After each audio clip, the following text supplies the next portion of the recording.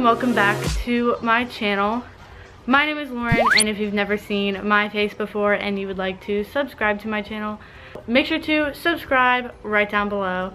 So in today's video, I'm obviously in a different filming location because I am in Florida for spring break right now. So I thought that this would be the perfect time to film this video. And also, this is my second time filming the video. If you've been keeping up with my vlogs, you would have seen that my camera broke and I lost every video that I took for this. So I had to refilm everything. But it's fine. By the way, I'm looking down at my phone because that is where I have my list, and let's just get right into the travel hacks. So my first tip is to fit as many TSA approved items in your carry-on as you can. And I mean your carry-on that you like put in the overhead bin, not your like backpack or purse or whatever, because if you fit as many things as you can into that, first of all, you wouldn't have to check a bag, and second of all, you won't have as much stuff like weighing down your shoulders, and that can just cause problems. So I would just recommend putting as many TSA approved items as you can in your carry-on. My next tip is to bring extra Ziploc bags, because Ziploc bags are just super helpful. If you have something in a Ziploc bag and then it spills and then you don't have any, obviously if you're going somewhere like a family member's house, they probably have Ziploc bags. But if you're going to a hotel or something and you just need one, it's just really useful to bring extras to have your own. My next tip is to go to the left security line, because it is scientifically proven that most people choose the right side. But one thing that I thought of is, since this is such a widely known tip, I feel like more people will go to the left because they think, oh well, more people will go to the right. But I don't know, I guess you can just see which one is longer, but I would just recommend going to the left. So I just changed filming locations because the lighting was super weird, so yeah. My next tip is to think about what you're putting in your carry-on suitcase. I have seen so many people get to security and then they're going through the thing and their backpack gets stopped and then they have to take it off, and it can take like, sometimes I've had to wait like an hour to get my suitcase back or my backpack back or whatever got stopped, and that can just really put like a damper on your whole travel experience if you just have to stand there waiting for your bag.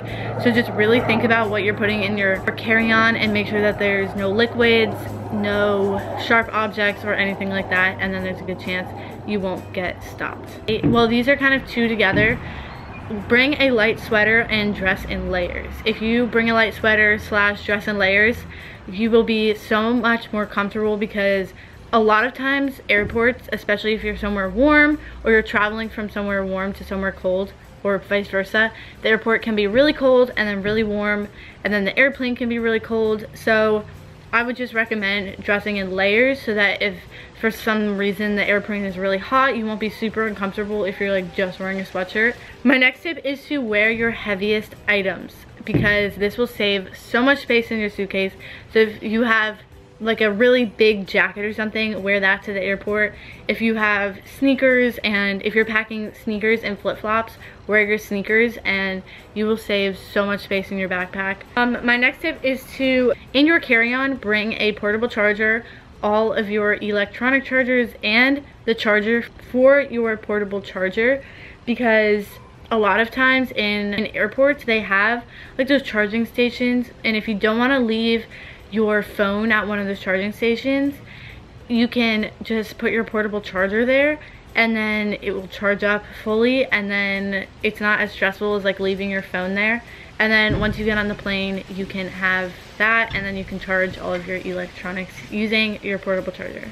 My next tip is to use your electronics as little as possible before you get on your flight, because if you're using them constantly, like in the car and then in the airport for a few hours, it is just going to drain the battery, and then you're gonna have no battery for the plane and you're gonna be super bored. I know some like lounges have outlets, but if you don't have an outlet, I would recommend just like finding something else to do. A lot of airports have TVs, or you can go walk around. Some have like shops.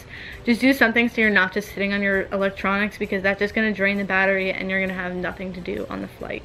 My next tip is to pack a healthy breakfast and snacks. You obviously don't have to do this, but if you are a little bit healthier or you have dietary restrictions like I do, I like to pack my own breakfast and snacks and everything because a lot of times airports just have very limited options, like a lot of fast food stuff or not even like real food at all. Some have like good restaurants, but a good rule of thumb is just to bring your own food and then you will always have something to eat. My next tip is to check for power outlets once you're on the plane. Some people don't realize that there's a power outlet on their seat because they're kind of hidden. Sometimes it has a sticker, but sometimes it doesn't. So just check underneath your seat, and usually they're like in between, and I would use your phone flashlight because it's kind of hard to see. On this particular flight that you're watching, there was no outlet, but yeah, just always make sure to check because that can really save you if you need to charge your phone. My next tip is to take a picture of your luggage before you check it. This would be super helpful, especially if you have a black suitcase. I personally have a black suitcase, and if you lose it and they ask for a description of it and you just say it's a black suitcase, you're never gonna get it back because they're never gonna find like one black suitcase in like a sea of black suitcases. So if you just take a picture of it, they might be able to find some like distinctive quality in it that they can find it. And then kind of going along with this is to put some sort of bright like ribbon or one of your luggage tags, like bright or multicolored or something where you're going to be able to see it on the conveyor belt of suitcases when they're coming by, so you know which one is yours. Sorry, there's a dog barking. I'm literally outside and there's like a road right behind me, so if you hear cars, that's why.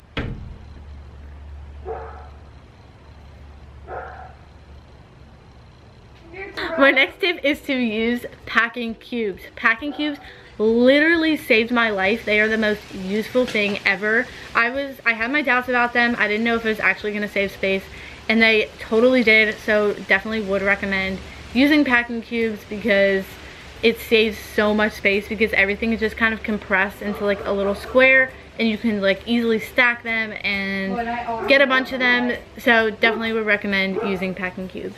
Like, oh, it's really cute. Is it a golden retriever? My next tip is to either download or make your own packing list.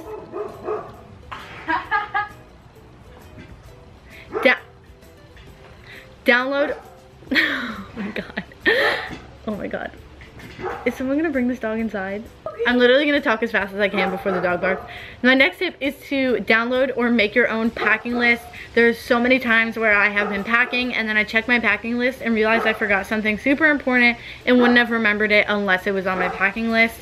So definitely would recommend making a packing list. I'm so sad, by the way, because this video was so much better yesterday. I'm really rushing right now and I'm kind of annoyed that I have to like refilm it, but whatever.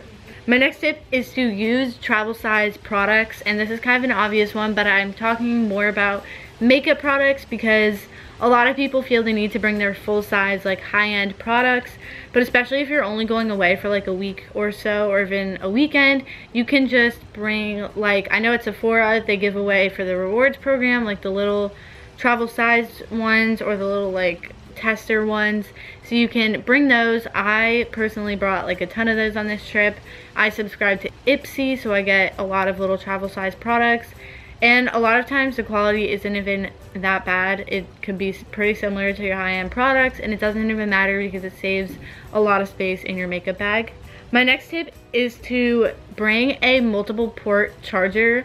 I will have on the screen what I'm talking about, but this is super helpful, especially if you're a YouTuber or a photographer or something that needs to use a lot of cords or a lot of ports. I personally have this problem. When we go to hotels, there's only like 1 or 2 outlets, and I have like 50 things I need to plug in, and I'm also sharing with my family.